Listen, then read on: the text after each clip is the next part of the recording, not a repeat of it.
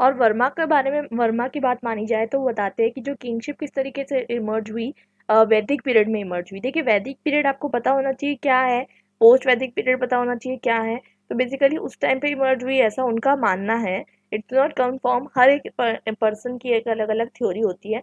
तो किंगशिप जो है वैदिक पीरियड में इमर्ज हुई उनका कहना है।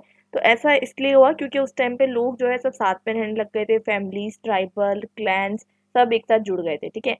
और इससे जो है कहीं न कहीं एक जो नेशनलिज्म वाली फीलिंग है वो आने लग गई और फिर लोग जो है कहीं न कहीं स्टेट का फॉर्मेशन करते हैं।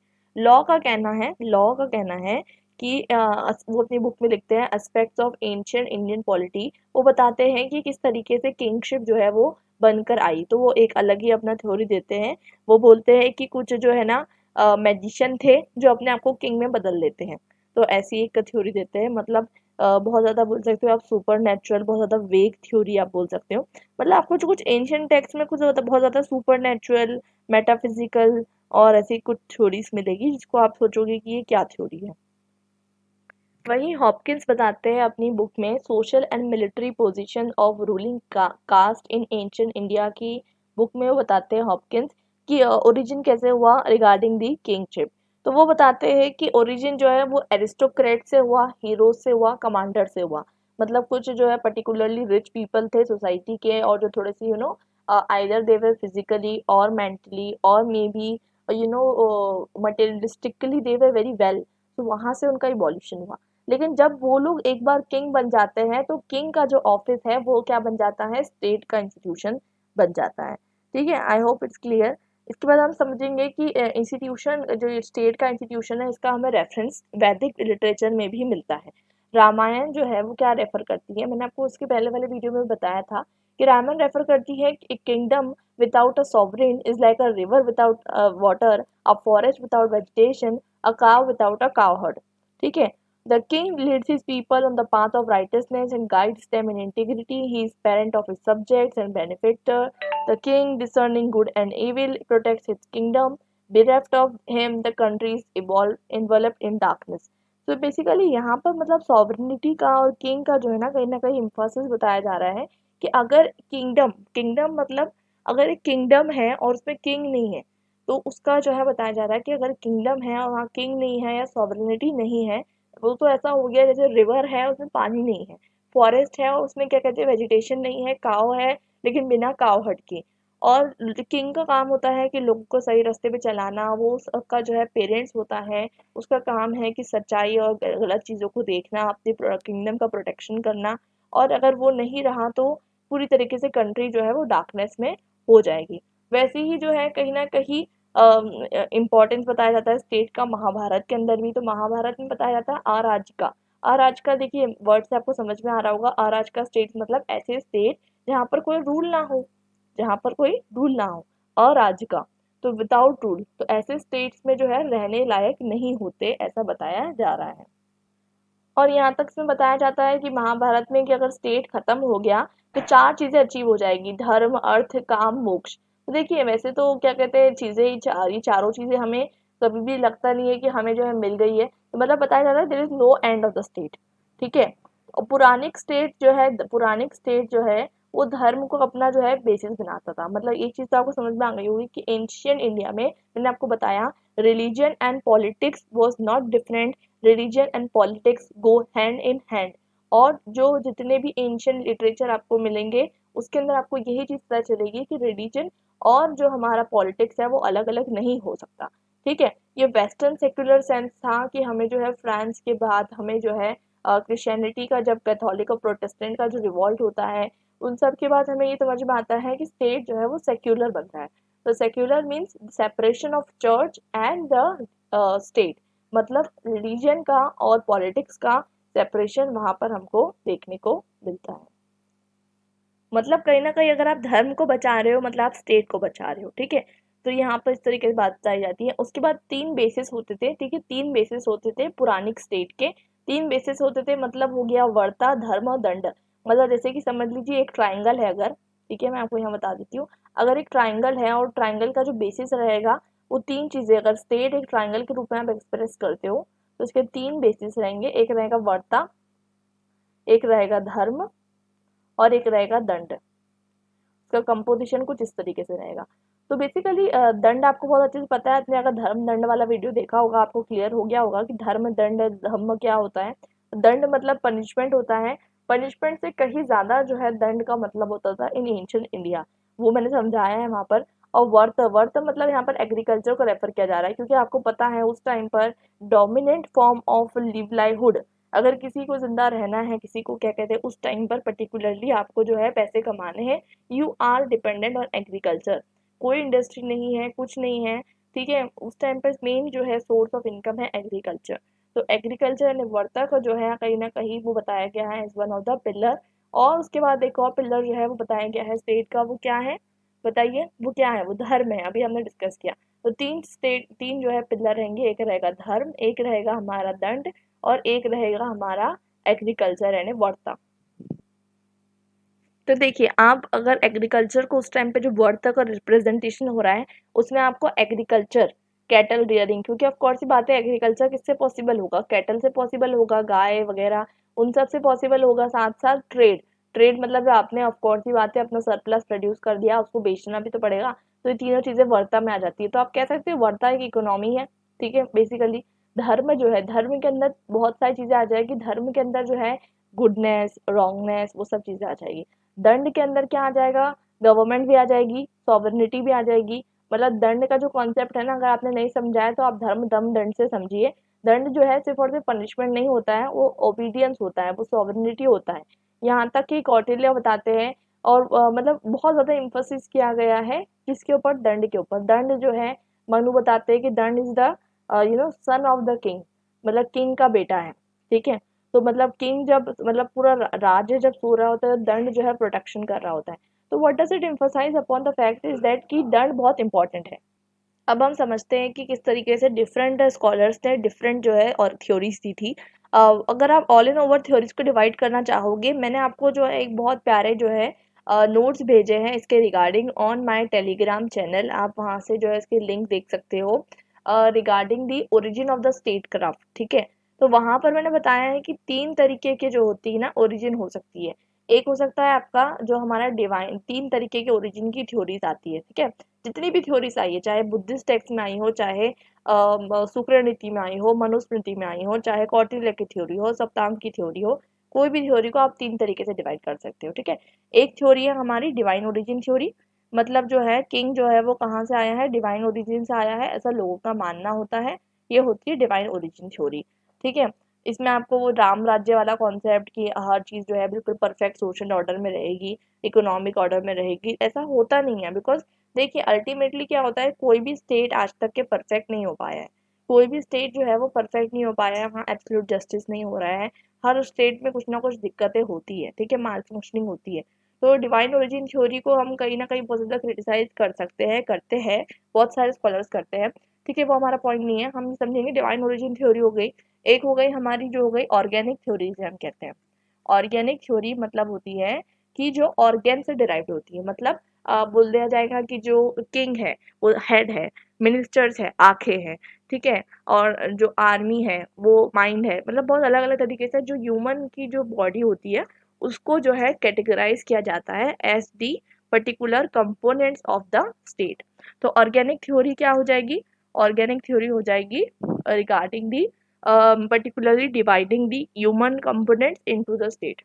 तीसरा हो जाएगा डिवाइन ओरिजिन हो गया, ऑर्गेनिक थ्योरी हो गया, एक हो गया the most popular social contract theory.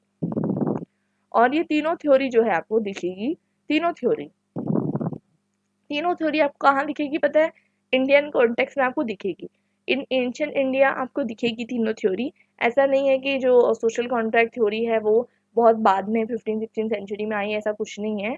तीनों थ्योरी आपको मिलेगी लेकिन अलग अलग कॉन्टेक्स्ट में मिलेगी, अलग अलग राइटर्स के कॉन्टेक्स्ट में मिलेगी।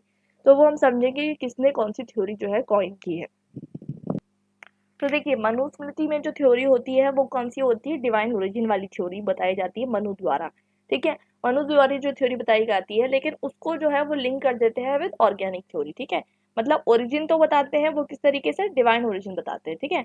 उसके बाद उसको लिंक कर देते हैं ऑर्गेनिक थ्योरी से। तो वो बताते हैं कि जो स्टेट होता है ना वो कैसा होता है, 7 भागों में डिवाइडेड होता है। तो 7 भागों में डिवाइडेड होता है मतलब वो बताने की कोशिश करते हैं कि स्टेट के अंदर जो है ना सप्तांग थ्योरी से हम कहते हैं, तो वो उसे हम कहते हैं कि जो किंग रहेगा, मिनिस्टर रहेगा, कैपिटल रहेगा, राष्ट्र रहेगा, ट्रेजरी रहेगी, आर्म और एलाई। तो ये सब जो है ना, ये सब लोग क्या है, आर्म एंड एलाई। तो उसको कैसे रेफर किया जाता है, स्वराष्ट्र। मतलब कुछ ऐसे स्टेट्स जो कि आपके दोस्त रहेंगे। आज के टाइम में भी आप देखोगे ना, इंटरनेशनल रिलेशंस में आप देख लीजिए, तो स्वराष्ट्र कुछ जो दोस्त, कुछ आपके स्टेट्स जो रहेंगे ना दोस्त रहेंगे। मंडल राष्ट्र, ठीक है। तो आपको मतलब क्या कहते हैं, कुछ दोस्त रहेंगे और कुछ आपके जो रहेंगे दुश्मन रहेंगे। तो इस तरीके से 7 अलग-अलग भागों में जो है बाँटा गया है बाय द मनु। इसके बाद हम देखते हैं कि मनु बताते हैं कि स्टेट का काम क्या है। मैंने आपको पहले बताया था मनु थोड़े से बायस्ड है। मनु जो है क्या कहते हैं, विमेन मैन के लिए बायस्ड है। हमने धर्म दम दंड में पढ़ा था कि किस तरीके से वो बायसनेस दिखाते हैं, वो ब्राह्मणी की तरफ बायस्ड है। तो इसलिए वो उनका जो काम है मनुस्मृति में बताते हैं वो कि ऑल वर्ण ऑब्जर्व देयर ड्यूटीज, मतलब हर वर्ण का काम होता है कि वो अपनी ड्यूटी को ऑब्जर्व करे। मतलब हर वर्ण ड्यूटी ऑब्जर्व मतलब अपने कर रहा है या नहीं, इसका देखने का काम किसका है, इसका देखने का काम है स्टेट का, ठीक है। वो ये बताते हैं, ठीक है, ये क्लियर हो गया। इसके बाद हम समझेंगे कि धर्म का प्रोपोगेशन करना, ये भी किसका काम है, स्टेट का काम है, ठीक है। आप स्टेट बोलो या राष्ट्र बोलो या किंग का बोलो, जो बोलना है आप बोल सकते हो। और साथ साथ जो स्टेट होता है, स्टेट को जो है एक्सटर्नल कंट्रोल से फ्री रखने का काम, ये भी किंग का काम है। लॉस बनाना ताकि प्राइसेस कंट्रोल में रहे, ये भी मतलब इन्फ्लेशन की बात हो रही है। डिस्प्यूट सुलझाना, एजुकेशन देना, टैक्स लगाना, क्रिमिनल्स को पनिश करना, ये सब किसका काम है, स्टेट का काम है। और मनु जो है बताते हैं कि मतलब लोगों का काम, लोगों को जो है मोरल राइटनेस सिखाना। और वेल्थ और प्लेजर, मतलब वही आपको मैंने ऊपर बताया था कि धर्म मोक्ष प्राप्त करने के लिए क्या बताया जा रहा है, वहाँ पर बताया जा रहा है धर्म काम, ठीक है, धर्म अर्थ काम और मोक्ष। तो ये चारों चीजों के बारे में जो है मेंशन हो रहा है। उसके बाद शुक्र नीति के अंदर हम देखते हैं कि शुक्र नीति के अंदर भी जो है एक ऑर्गेनिक थ्योरी हमको देखने को मिलती है। ऑर्गेनिक थ्योरी वही मैंने आपको बताया था अभी ऊपर। ऑर्गेनिक थ्योरी में वही बताया जाता है, sovereign is the head, king जो है हेड है, मिनिस्टर जो है आंखें है, फ्रेंड जो है वो ईयर है। यानी फ्रेंड मतलब यहाँ पर आपका दोस्त नहीं, आपके दोस्त राष्ट्र, क्योंकि आज भी इंटरनेशनल रिलेशन में कुछ आपके दुश्मन रहेंगे, कुछ आपके दोस्त रहेंगे। तो जो आपके दोस्त है ना वो आपके मतलब आपके जो है ना कान है, ठीक है। ट्रेजर, ट्रेजर को कोष आप बोल सकते हो। कोष जो है वो आपका माउथ है, ठीक है। आर्मी जो है आपका माइंड है। फोर्ट, इसको हम दुर्ग कह सकते हैं, जहाँ पर आप रहते हो, वो आपके आर्म्स हैं। स्टेट जो है वो आपका लेग्स। तो यहाँ पर जो है ना मतलब अलग अलग तरीके से चीजों को रेफर किया गया है। अब आप सोचोगे स्टेट क्या है, तो हो सकता है कि जो स्टेट है जनपदा को रेफर किया जा रहा है, ठीक है। जनपदा मतलब जहाँ पर लोग, हम लोग रहते हैं, हम लोग रहते तो स्टेट में ही है ना, हम लोग एक पर्टिकुलर टेरिटरी में रहते हैं, इंडिया में रहते हैं, तो वो स्टेट हो सकता है, ठीक है। अब सूत्र बताते हैं कि किस तरीके से हमें जो है स्टेट के क्या क्या काम होते हैं। वो बताते हैं कि पर्सन की और प्रॉपर्टी को प्रोटेक्शन करने का काम है, जस्टिस दिलाने का काम है, रिलीजन फैलाने का काम है और रिवेन्यू रिवेन्यू लेने का काम है। अब देखिए कौटिल्य का जो व्यू आता है, कौटिल्य आपको पता है कौन है। देखिए वैसे हमें थोड़ा सा हमेशा से कंफ्यूजन मिलता है कौटिल्य और चाणक्य के बीच में, आपने सुना होगा। और अर्थशास्त्र जो कि मतलब ऐसा माना जाता है बहुत इंटेलिजेंट थे, चंद्रगुप्त मौर्य के टाइम पे एक मिनिस्टर थे, ठीक है, ऐसा हमें सब देखने को मिलता है। लेकिन जिसे हम क्या कहते हैं, रेफर करते हैं, कौटिल्य भी बोलते हैं, चाणक्य भी कहते हैं। तो हमें जो है ना क्या कहते हैं, प्रॉपरली रेफरेंस नहीं मिलता है कि क्या है क्या नहीं। बट हम बोलते हैं कि कौटिल्य द्वारा जो है अर्थशास्त्र की गई थी, और वो बहुत ज़्यादा इंटेलिजेंट इंसान थे, ठीक है। तो कौटिल्य जो है अर्थशास्त्र में क्या बताते हैं कि एक तो सबसे इम्पोर्टेंट चीज़ इनकी जो अर्थशास्त्र में ये इम्पोर्टेंट है कि वो जो है क्या करने की कोशिश करते हैं, सोशल कॉन्ट्रैक्ट थ्योरी लाते हैं, ठीक है। ये बहुत इंपॉर्टेंट चीज़ है, सोशल कॉन्ट्रैक्ट थ्योरी लाते हैं। क्यों, कैसे लाते हैं वो हम समझेंगे। तो आपने अगर अंडरस्टैंडिंग पॉलिटिकल थ्योरी समझा है, तो आपको वहां पर ये समझ में आता होगा कि हॉब्स, लॉक और रूजो तीनों के थ्रू एक जो है स्टेट ऑफ नेचर डिस्क्राइब किया जाता है। दो चीजें होती है, एक होता है नेचर ऑफ द स्टेट, एक होता है स्टेट ऑफ द नेचर, ठीक है। दो अलग अलग चीजें होती है, ठीक है, कंफ्यूज मत होना। नेचर ऑफ द स्टेट और स्टेट ऑफ द नेचर, ठीक है। तो मतलब नेचर ऑफ द स्टेट, तो मतलब स्टेट कैसा रहेगा, ठीक है, वो अलग बात हो गई। और नेचर ऑफ द स्टेट ये हो गया स्टेट ऑफ द नेचर, मतलब अगर आप जो है कोई भी पर्टिकुलरली बिना किसी भी लॉ सिस्टम के रहोगे, मतलब बिना स्टेट के रहोगे, तो क्या होगा। जिसे हम इंडियन कॉन्टेक्स्ट में मत्स्य न्याय कहते हैं, स्टेट ऑफ द नेचर। ठीक है, तो स्टेट ऑफ द नेचर कहो या फिर आप मत्स्य न्याय कहो, इसका मतलब ये है कि आप इमेजिन करिए, मैंने आपको बताया था उस स्टेट क्राफ्ट वाले चैप्टर में भी, आप इमेजिन करो कि आप थोड़ा टाइम के लिए जो है स्टेट जो है वो नहीं है। ठीक है, कोई स्टेट नहीं है, कोई लॉ नहीं है, कोई जुडिशरी नहीं है, कोई एग्जीक्यूटिव नहीं है, लोग कैसे हो जाएंगे? लोग मतलब एक दूसरे के पीछे पड़ जाएंगे, कोई मारेगा, कुछ भी मतलब कुछ भी होगा, because there is no one to give you the justice. तो बेसिकली मत्स्य न्याय उसको कहते हैं कि जो जिस तरीके से मछलियों का जो वर्ल्ड होता है, मछलियों के वर्ल्ड में जो है जस्टिस क्या होता है, एक बड़ी मछली छोटी मछली को खा जाती है, यही जस्टिस है।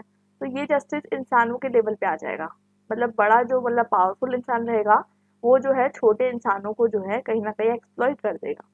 ठीक है, तो इसलिए जो है कौटिल्य बताते हैं, कौटिल्य क्या बताते हैं, तो कौटिल्य बताते हैं कि जब लोग जो है मत्स्य न्याय से परेशान हो गए थे, ठीक है, मत्स्य न्याय से परेशान हो गए थे, तो लोगों ने मनु को अपना किंग चुन लिया।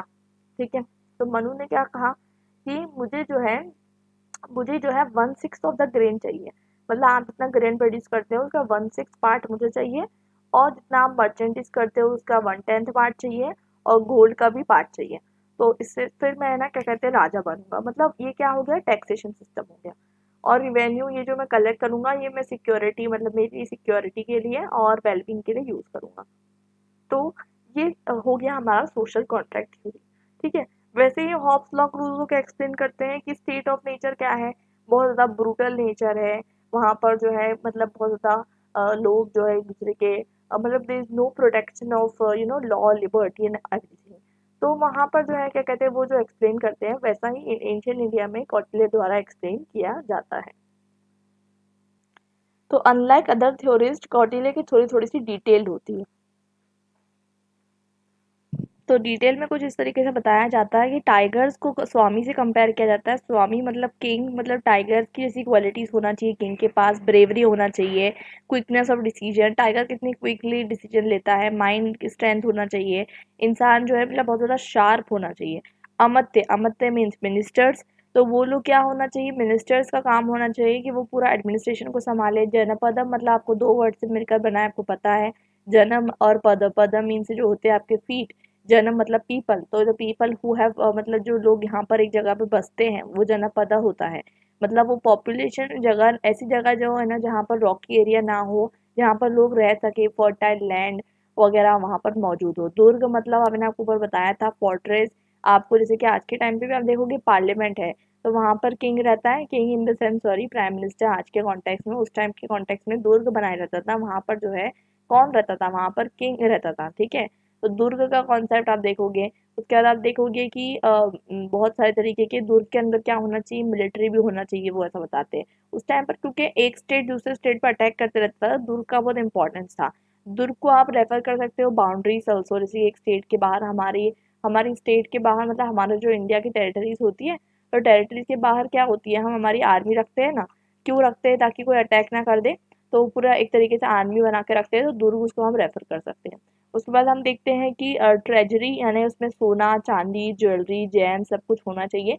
कभी कोई मुश्किल आ गई, हम हमारा रखते हैं ना थोड़ा बहुत सरप्लस रखते हैं बचा के, स्टेट के पास हमेशा रहता है। ठीक है, ताकि वो कभी कुछ प्रॉब्लम आ जाए जैसे कोविड के टाइम पे, तो अगर ऐसी कोई भी अनसर्टेन प्रॉब्लम आ जाए तो उसको यूज करा जा सके। ठीक है, और दंड, दंड के अंदर मतलब दंड देने के लिए आपके पास सोल्जर भी चाहिए, जैसे आज के टाइम पे पुलिस है, तो आपके उस टाइम पे जो है आपको सोल्जर्स चाहिए जो कि स्किल्ड हो, जो दंड दे सके। मित्र, मित्र मतलब आपके फ्रेंडली स्टेट्स, आपको अच्छे रिलेशन बना के रखने हैं, और हर एक एलिमेंट बहुत ज़्यादा ज़रूरी है। ठीक है, और इन सब एलिमेंट्स की फंक्शनिंग के बारे में कौटिल्य बताते हैं कि हमें जो है स्वामी यानी जो किंग रहेगा वो एडवाइस पे काम करेगा, किसकी, मिनिस्टर्स के एडवाइस पे काम करेगा, और जो है वो पूरी तरीके से जो है कैपिटल पे रूल करेगा। देखिए उस टाइम पे भी कैपिटल का सिस्टम हुआ करता था, जैसे आज भी है, ये इंडिया का एक कैपिटल रहेगा, ये इंडिया है, उसका एक कैपिटल है दिल्ली। तो है ना क्या कहते हैं अक्सर जो है ये जो मतलब सिस्टम चला आ रहा है कि कैपिटल के अंदर ही जो है किंग रहेगा, ये पहले भी चला आता था सिस्टम, और आज भी आप देखोगे जितने भी पार्लियामेंटेरियन काम होते हैं वो सब जो है कैपिटल में होते हैं। तो सप्तांग थ्योरी का यही क्रक्स है। और कौटिल्य जो है मतलब दो चीज़ें बहुत इंपॉर्टेंट बताता है, एक तो बताते हैं कि किंग बहुत ज़रूरी है और एक किंगडम बहुत ज़्यादा ज़रूरी है। तो दोनों में क्या फ़र्क है, किंग मतलब ऑफ कोर्स बात है सॉवरेनिटी, ठीक है, और किंगडम मतलब स्टेट, मतलब जहाँ पर लोग रह रहे हैं, ये हमारा जो इंडिया है, ये पूरा जो एरिया है ये स्टेट हो गया। और किंग क्या हो गया, जो हमारे जो मिनिस्टर है, जो हमारा प्राइम मिनिस्टर आप कह सकते हो, किंग को यहाँ पर रिप्रेजेंट करते हैं।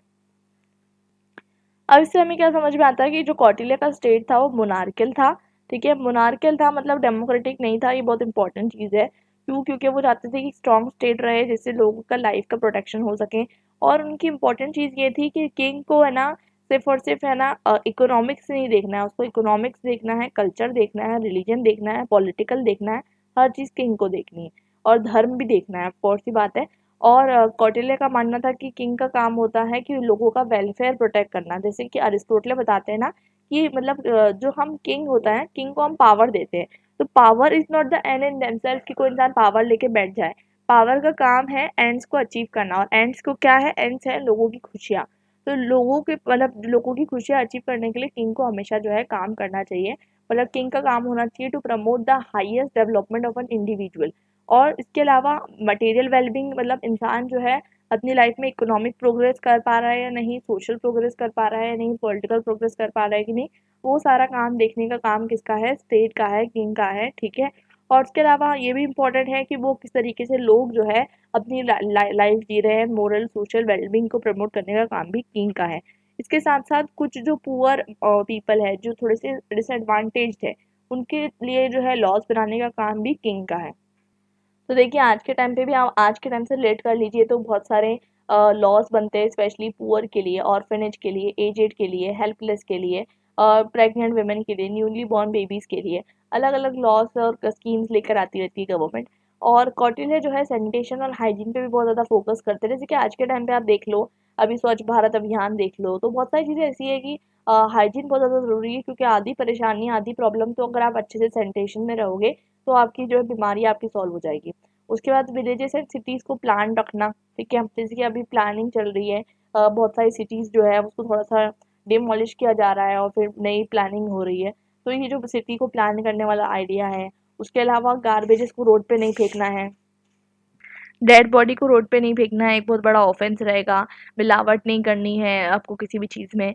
और कौटिल्य जो है कुछ इंडस्ट्रीज़ को बताते हैं कि वो इंडस्ट्रीज़ कैसी है, वो इंडस्ट्रीज़ को रेफर करते हैं स्टेट रन इंडस्ट्री। जैसे कि आप देखोगे आज भी कुछ इंडस्ट्रीज़ गवर्नमेंट ने अपने हाथ में लेके रखी है।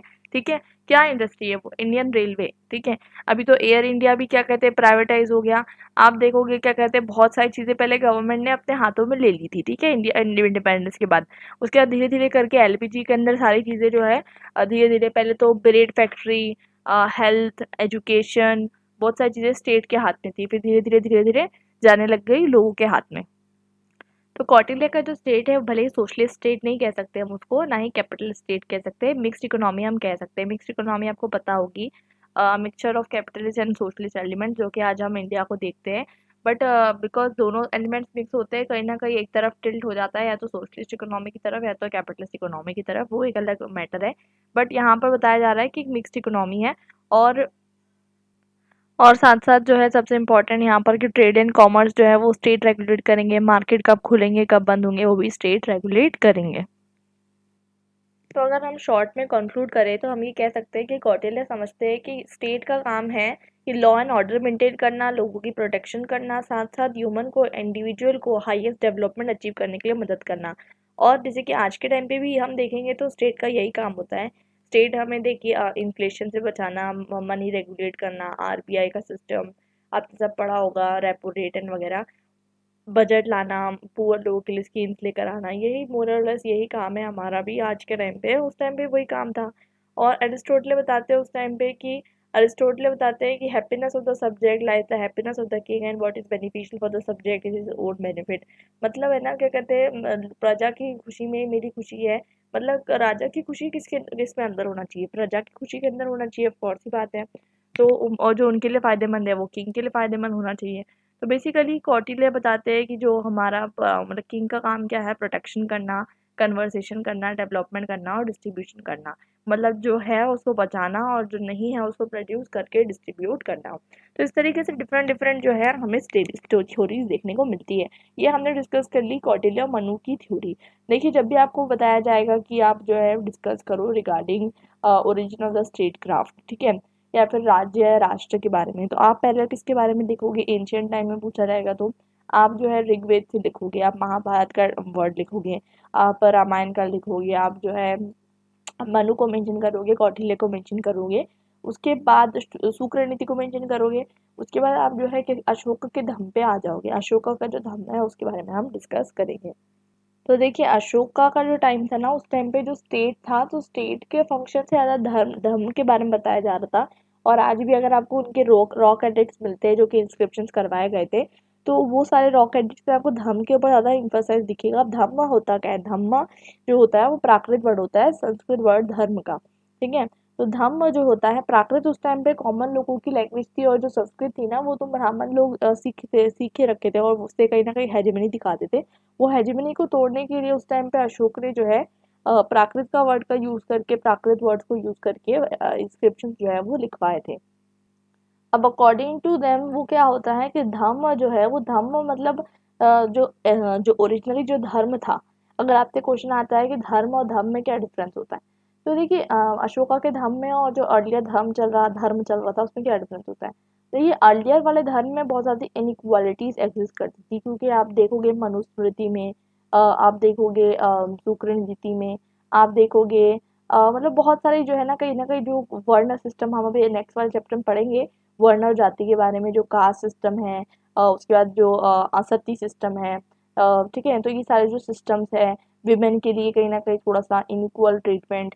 तो आपको पता है ना जो बुद्धिस्ट जैनिस्ट ट्रेडिशन निकलते हैं बाद में जाकर, तो ये लोग कैसे निकलते हैं, बिकॉज एग्जिस्टिंग सोसाइटी में बहुत ज़्यादा करप्शन बढ़ गया था, ठीक है। तो एग्जिस्टिंग सोसाइटी में जो करप्शन बढ़ गया था, लोग जो है इनइक्वलिटी ट्रीट करते थे बहुत सारे लोगों को, वर्ण सिस्टम की बेसिस पे। ब्राह्मण फैमिली में पैदा हुआ तो ब्राह्मण है, क्षत्रिय, शूद्र, वैश्य, मतलब इस तरीके से जो क्लासिफिकेशन करके रखे थे लोगों को, अनटचेबल, मतलब उसकी जो परछाई भी दिख गई तो बहुत बुरा है। तो इस तरीके से जो है ना ट्रीट करा जाता था, ठीक है। तो it this was called as what, इसको हम क्या कहते हैं, वर्ण सिस्टम कहते हैं, जो कि सिर्फ और सिर्फ इंडियन सिस्टम, इंडियन सब कॉन्टिनेंट में आपको दिखेगा, ठीक है। तो अलग अलग सिस्टम जो है आपको देखने को मिलते हैं।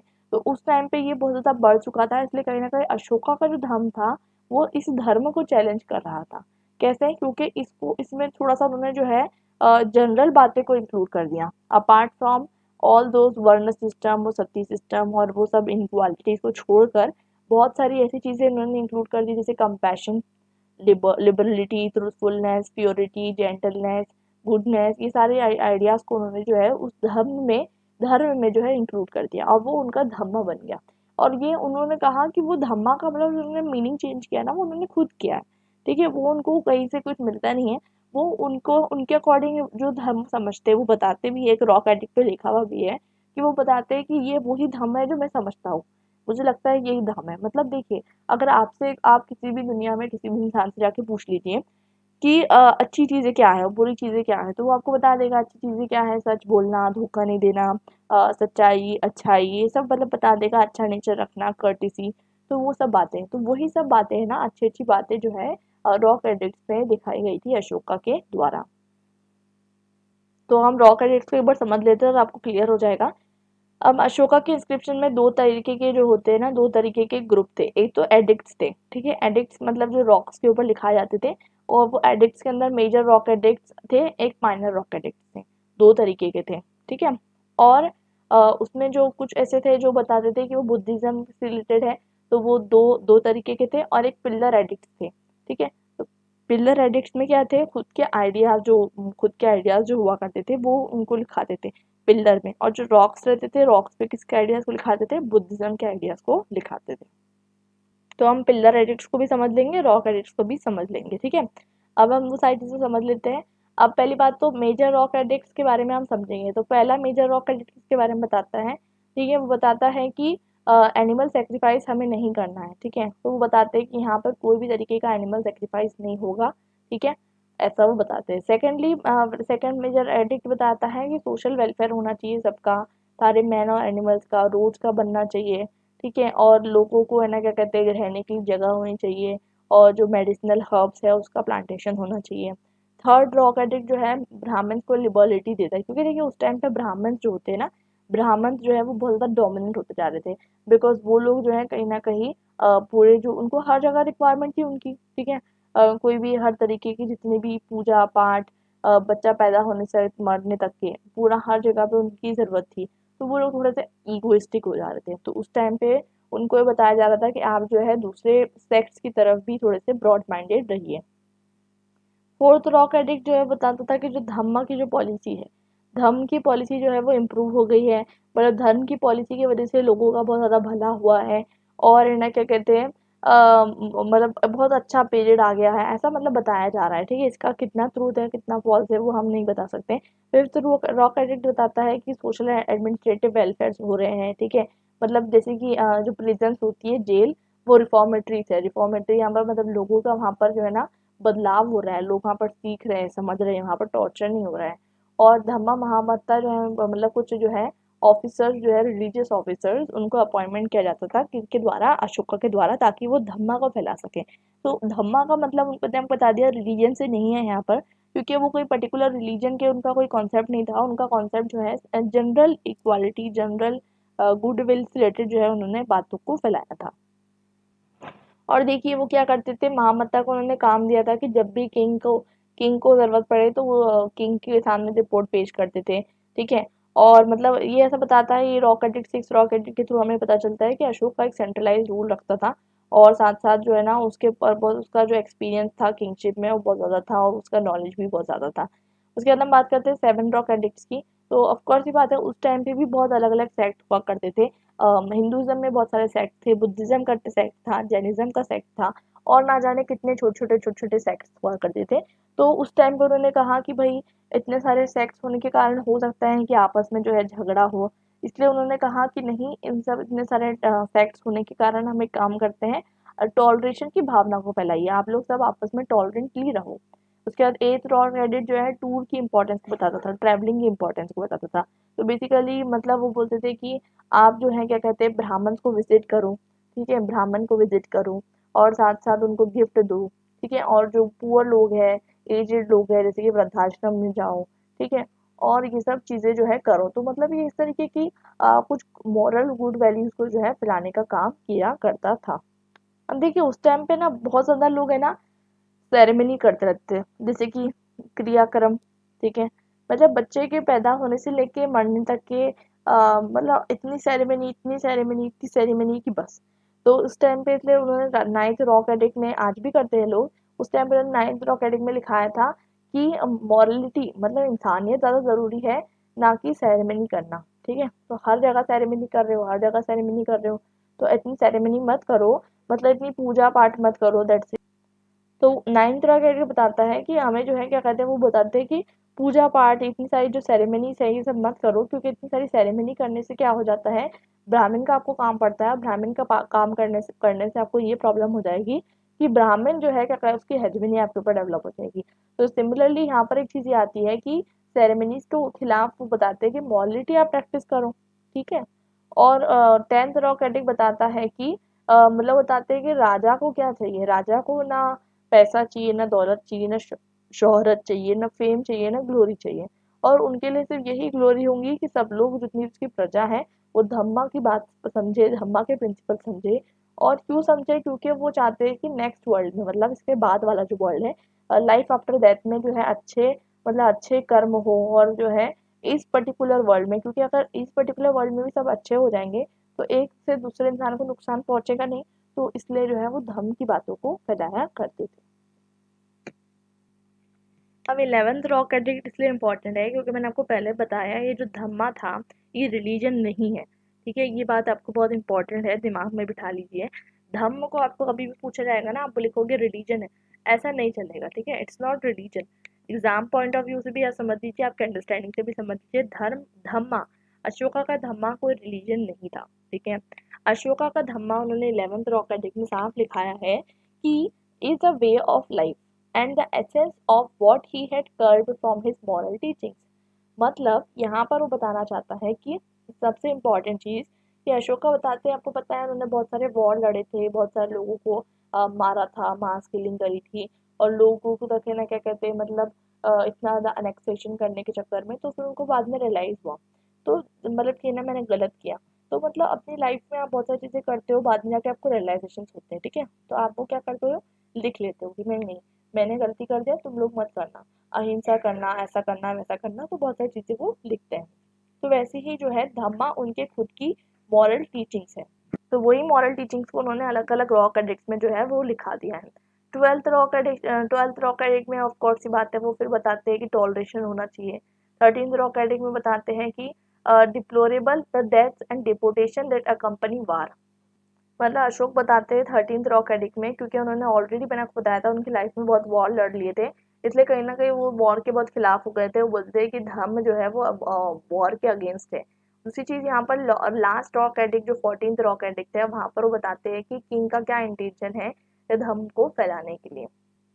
और अब जो माइनर रॉक एडिक्ट्स है, हमने ये जो मेजर रॉक एडिक्ट्स के बारे में बात कर लिया, अब हम माइनर रॉक एडिक्ट्स के बारे में बात करते हैं।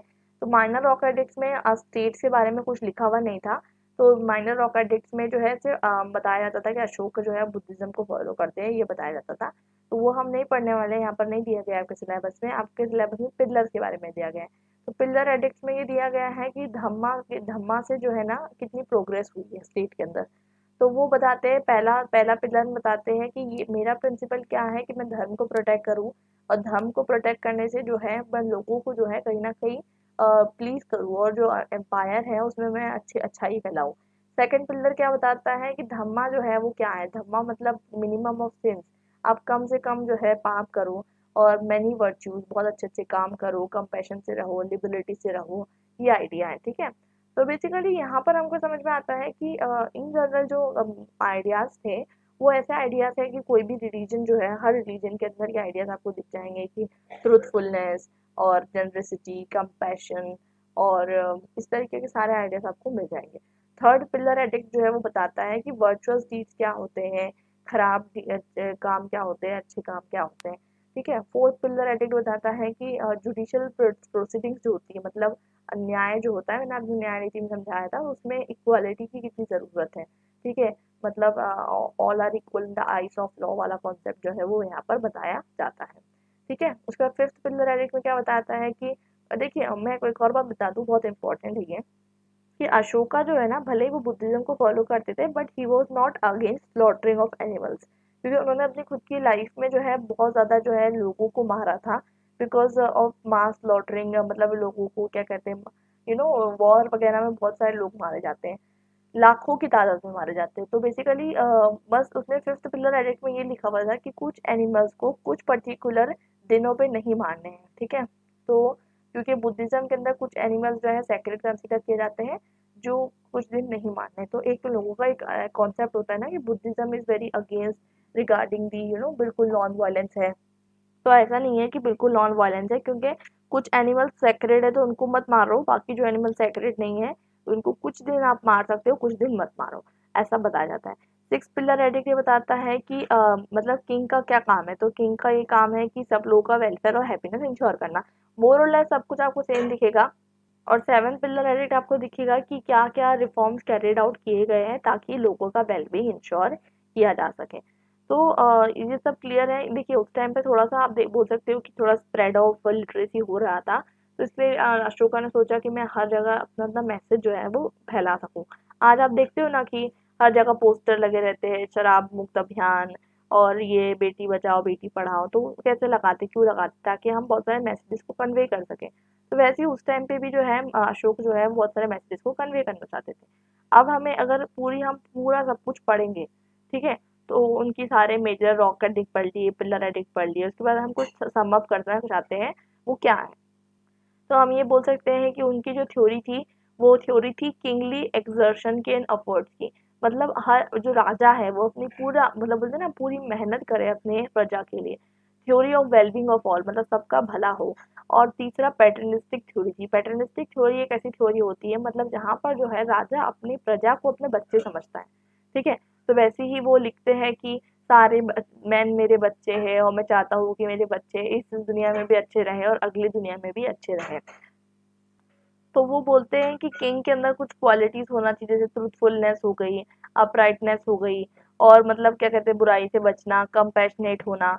तो मतलब ये जो ऑल एंड ओवर क्या है ना कि स्टेट में डिस्क्राइब किया गया है कि किंग को कैसा होना चाहिए, प्रजा को कैसा होना चाहिए, ये सारी चीजों को डिस्क्राइब किया गया है। और यहाँ पर उस टाइम पे मतलब जैसे कि मिनिस्टर्स की जगह पे धम्मा महामत्ता जो है ऑफिसर्स हुआ करते थे, जो कि रूल्स एंड रेगुलेशन फैलाते थे रिगार्डिंग धम्मा। ठीक है, तो अभी हमें समझ में आ गया। अगर हम कंक्लूड करते हैं तो हम बोल सकते हैं कि धम्मा जो है अशोका के टाइम पे वो नॉन वायलेंस रिलेटेड था, कुछ इसमें अच्छी अच्छी प्रैक्टिसेस थी और बहुत सारी प्रैक्टिसेस थी, लोगों की रिस्पेक्ट करना, बड़ों की रिस्पेक्ट करना, एक दूसरे के साथ टॉलरेशन के साथ रहना, ये सारी अलग अलग चीज़ें थी।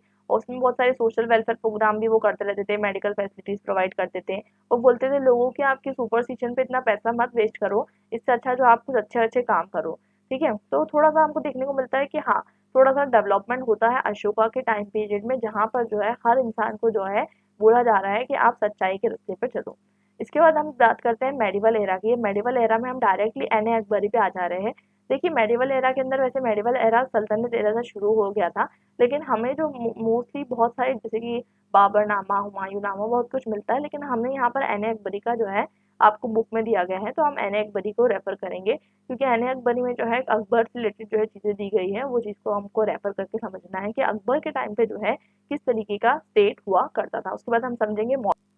तो देखिए एने अकबरी के अंदर एक चीज़ आपको थोड़ी सी इम्पोर्टेंट दिखेगी, क्योंकि अकबर ने उस टाइम पे एक नया रिलीजन जो है कॉइन आउट किया था, जिसे हम कहते हैं दीन इलाही। थोड़ा सा वो इस्लाम से हटकर कहीं ना कहीं जो है दीन इलाही के कॉन्सेप्ट में चल जाते हैं, और वो बताते हैं कि जो एने अकबरी में कि एक जो किंग की ओरिजिन है वो डिवाइन ओरिजिन बताते हैं। मतलब वो बताते हैं कि जो किंग है वो कहाँ से ओरिजिन हो रहा है, from the light which is emanating from the god, ऐसी चीज़ें बताते हैं। ठीक है, और वहाँ पर जो है वो अकबर जो है उस टाइम पे सन को वर्शिप करने लग गए थे एज अ विजिबल रिप्रेजेंटेटिव। ठीक है, और वहाँ पर जो है वो बताते हैं कि किंग को कैसा होना चाहिए, तो बहुत जैसे तो किंग को किस तरीके से होना चाहिए वो बताते हैं। किंग को लव करना चाहिए, पैटर्नल लव रखना चाहिए, एक बड़ा दिल होना चाहिए। ठीक है, और है ना मतलब उसको जो है मतलब गॉड पे भरोसा करना चाहिए, और मतलब जो भी चीज़ें है ना गॉड चाहता है उसे करवाना, वो उसे करना चाहिए। प्रेयर करना चाहिए, साथ साथ जो है उसे डिवोशन करना चाहिए, और मतलब कोई भी दिक्कत परेशानी क्यों ना आ जाए, वो हटना नहीं चाहिए अपने मतलब जो है काम से, कर्तव्य से। ठीक है, तो एने अकबरी में मतलब बताया जाता है कि किंग जो है ना वो एज अ रिप्रेजेंटेटिव है ऑफ गॉड, ऐसा मतलब बताने की कोशिश की गई है। तो मतलब किंग जो है सिर्फ रूलर नहीं है, जैसे कि आपने पढ़ा होगा ना कि इनिशियली जैसे डिवाइन ओरिजिन थ्योरी होती है, वैसी ही थ्योरी जो है वो दी जाती है अबुल फजल द्वारा, कि पिटिशनर जो है वो मतलब जज करने की कोशिश करता है, और मतलब बेसिकली जज करने का काम, जस्टिस करने का काम किसका है, वो किसका काम है, वो काम है रिगार्डिंग दी पर्टिकुलरली किंग का। तो मतलब अबुल फजल डिफाइन करते हैं कि जो मतलब राजा होता है, वो राजा जो है इस तरीके से जज करता है लोगों को कि जो जज करने वाले जो लोग हैं वो लोगों को ऐसा लगे कि उनके साथ न्याय हो रहा है। और वो हमेशा जो है ऐसे लोगों के बारे में ढूंढता है जो सच बोले, और ऐसे वर्ड्स ना मतलब ऐसे जो बेसिकली जो भले ही सच कड़वा क्यों ना हो, जैसे बोला था ना सच कड़वा हो भले ही, लेकिन वो क्या कहते हैं सच बोले, ये बात के लिए जो है वो एम्फोसाइज करते हैं। और जो है मतलब कौन बोल रहा है वो भी इम्पोर्टेंट है। और बेसिकली सबसे इम्पोर्टेंट चीज़ कि वो इंश्योर करते हैं कि कोई भी तरीके का इनजस्टिस ना हो। ठीक है, no injustice should be there. और तो किंग हमेशा क्या होना चाहिए, किंग जो है जैसे कि उस टाइम पर आपने देखा होगा कि किंग को जो है हमेशा से लोगों के लिए जिम्मेदार होना चाहिए। ठीक है, तो किंग जो है वो क्या करेगा, किंग हमेशा से एक कॉन्स्टिट्यूशन बनाएगा। ठीक है, किंग जो है हर इंसान को अलग अलग क्लासेस में डालेगा, हर इंसान को जो है क्लासेस बनाएगा। तो उस टाइम पे जैसे आज के टाइम पे भी आप देखोगे कि अलग अलग क्लासेस होती है, क्लासेस इन द सेंस कि जैसे कि आप देखोगे ना कि गवर्नमेंट के अंदर क्लास वन ऑफिसर्स होते हैं, सिविल सर्वेंट्स के अंदर आते हैं, आप जो देखोगे civil servants IAS IFS IPS, उसके बाद class 2 officers, class 3 officers, class 4 officers, इस तरीके से कि गवर्नमेंट की हेल्प करने के लिए 4 अलग अलग कैटेगरी के ऑफिसर्स होते हैं ना, group A, group B, group C, तो इस तरीके से। तो वैसे उस टाइम पे भी उन्होंने 4 क्लास के ऑफिसर्स बनाए थे, और चारों ऑफिसर्स के काम अलग अलग थे। तो हम देखते हैं कि जितने भी ऑफिसर्स हैं उनका काम क्या है कि वो लोग जो है मतलब आपस में जो है क्या कर सके, एक तरीके का इक्विलिब्रियम बना के रख सके। ठीक है, उसके बाद हम देखते हैं कि ऑफ कोर्स ये बात है, एने अकबरी में जो इस तरीके का जो ऑफिसर्स का जो डिवीजन किया जाता है, तो उसको 4 तरीके से बताया जाता है। एक होते हैं नोबल्स, एक होते हैं असिस्टेंट्स, ठीक है, एक होते हैं कंपेनियंस, और एक होते हैं सर्वेंट्स। तो 4 तरीके के होते हैं। तो नोबल्स मतलब जो होता है फायर से प्रेजेंट होता है। ठीक है, मतलब लोगों से लड़ने के लिए, मतलब बहुत उनको जो है शक्तिशाली होने की ज़रूरत है। जैसे कि वकील, वकील बहुत ज़्यादा ज़रूरी है। ठीक है, और जैसे कि बहुत सारे अलग अलग उसमें क्वालिटीज़ होना चाहिए, जैसी क्वालिटीज़ होना, जैसे कि उसके दिमाग में जो है विजडम होना चाहिए, ठीक है, उसके अंदर बहुत सारी तरीके की अलग अलग बहुत अच्छी क्वालिटीज़ की ज़रूरत है। उसके बाद मीर, जिसे हम कहते हैं मील, ठीक है, तो मतलब अलग अलग उस टाइम पे, मतलब जैसे कि आज के टाइम पे नहीं होते आपके फाइनेंस मिनिस्टर, आपका क्या कहते हैं होम मिनिस्टर, आपके क्या कहते हैं डिफेंस मिनिस्टर, अलग अलग क्वालिटीज़ के लोगों को अलग अलग जगह पे बनाया जाता है।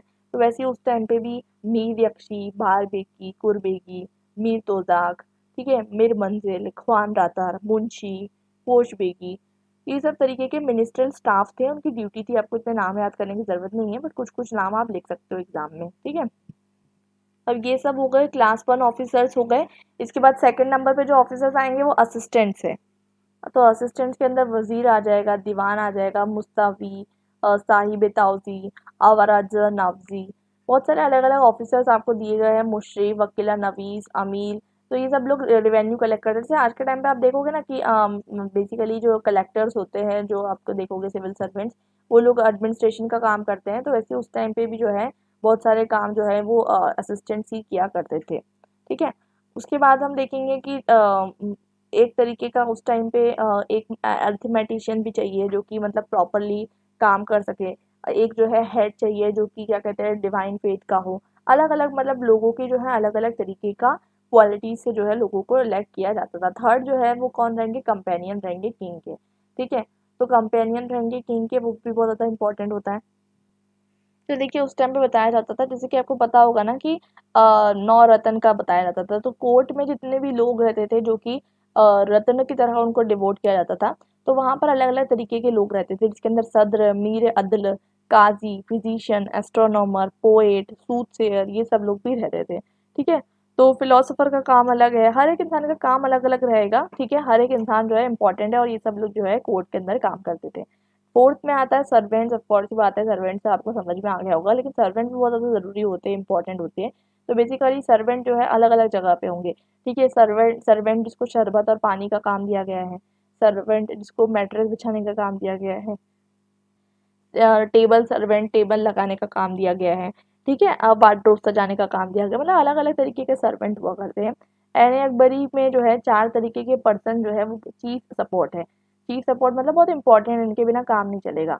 एक तरीके का अपराइट कलेक्टर, एक कलेक्टर जो है वो होना चाहिए जो पूरे तरीके से रिवेन्यू का काम कर सके, जैसे आज के टाइम में डिस्ट्रिक्ट कलेक्टर से आप कंपेयर कर लीजिए। एक तरीके का कमांडर होना चाहिए, जैसे क्या बोलते हैं ना जो चीफ कमांडर होता है ऑफ आर्मी, वो भी बहुत इंपॉर्टेंट है। चीफ जस्टिस, आज के टाइम पे सिविल जस्टिस ऑफ इंडिया आप बोल सकते हो, sorry chief justice of India.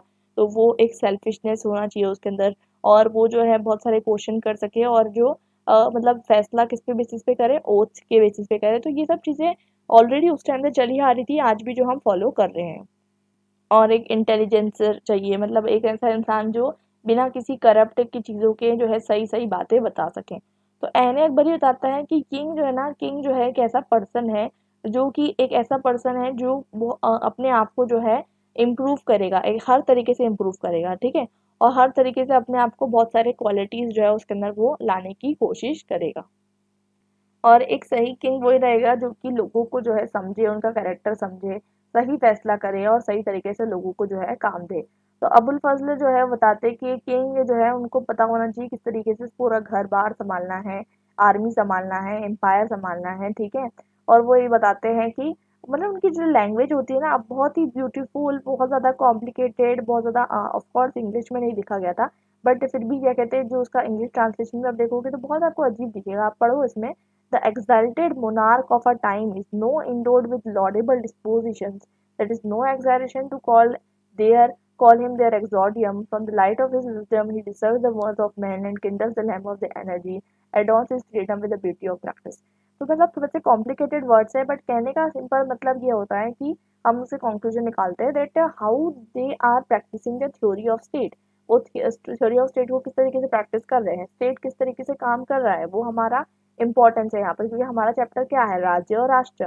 तो हमको ये समझना है कि उस टाइम पे स्टेट किस तरीके से काम करता था। स्टेट इस तरीके से काम करता था, चार तरीके के ऑफिसर्स होते थे, उसमें भी फर्स्ट सेकंड थर्ड फोर्थ, और चार इंपॉर्टेंट है जैसे कि चीफ कमांडर ऑफ आर्मी, एक सिविल जस्टिस ऑफ इंडिया, आप एग्जाम्पल में लीजिए। तो चार जो होते हैं इंटेलिजेंसर, तीसरा एक पर्सन हो गया, और चौथा जो हमारा पर्सन है कलेक्टर। तो ये चारों जो है बहुत ज़्यादा ज़रूरी हो जाते हैं। अब अगर हम ओवरऑल नॉलेज इसको कंक्लूड करें तो एंशिएंट और मेडिवल इंडिया में जो स्टेट है वो किसा होगा, हम बोल सकते हैं कि उस टाइम पे मोनार्की थी but benevolent monarchy. Okay, benevolent monarchy in the sense कि मोनार्की कभी भी मतलब हार्श नहीं होती थी, मतलब राजा जो है जुल्म नहीं करेगा अपनी प्रजा पे, ऐसा नहीं होता था। ठीक है, और उस टाइम पे एक और चीज़ हमको देखने को मिलेगी कि राजा चाहता है कि उस टाइम पर जो है एक्सप्लो मतलब लोगों का जो है ज़्यादा से ज़्यादा खुशियाँ, लोग जो है लोगों का वेलफेयर हो सके। तो ये हम समझ चुके हैं। अब जो मॉडर्न एरा आया और इंडिया के अंदर आपको पता है कि इंडिया में जो ब्रिटिशर्स आए उन्होंने हम पे जुल्म किया, फिर उन्होंने हमारा नेशनलिज्म का ग्रोथ हुआ, इम्पीरियलिज्म के अगेंस्ट में, फिर फ्रीडम स्ट्रगल हुआ, वो सब आपने कॉलोनियलिज्म में पढ़ा है। ठीक है, तो ये पूरा जो इंटायर वेस्टर्न वर्ल्ड है, तो उसमें जो गार्डनर बताते हैं कि गार्डनर बताते हैं कि ये जो उस टाइम पे हमारा नेशनलिज्म का ग्रोथ हुआ ये गलत है। तो ये पूरा चैप्टर आपको यही समझाने के लिए था कि जो राष्ट्र का और राज्य का जो कॉन्सेप्ट था वो इंडिया में बहुत टाइम से चला आ रहा था और डिफरेंट था फ्रॉम टुडेज नेशन स्टेट, लेकिन उसके बावजूद एक तरीके का नेशन स्टेट का जो है कॉन्सेप्ट इंडिया में हमेशा से चला आता था। तो आपको अगर क्वेश्चंस आते हैं तो आप आराम से लिख सकते हो स्टेट नेशन क्या है, नेशन स्टेट क्या है, नेशन और स्टेट में क्या डिफरेंस है। आपको पूछा जा सकता है राज्य और राष्ट्र में आप डिफ्रेंशिएट करो on the basis of nation and state. ठीक है, और इंडिया क्या स्टेट नेशन है या नेशन स्टेट है, वो सब चीज़ें आपसे पूछी जा सकती है। तो हम आ गए हमारे कंक्लूजन पे और इसी के साथ हमारा जो चैप्टर है ये फिनिश होता है। हम मिलेंगे हमारे नेक्स्ट वीडियो में एक नए चैप्टर के साथ। अगर आपको इस चैप्टर से रिलेटेड कोई भी डाउट है मुझे कमेंट सेक्शन में आप करके बता सकते हैं। अब इसके नोट्स आपको चाहिए, मैं इसके नोट्स बना रही हूँ, जल्दी अपलोड हो जाएंगे ऑन टेलीग्राम चैनल और वहाँ से आप उसको एक्सेस कर सकते हैं। लिंक मैं डाल दूँगी डिस्क्रिप्शन बॉक्स में। मिलते हैं हमारे नेक्स्ट वीडियो में। Till then bye and happy learning.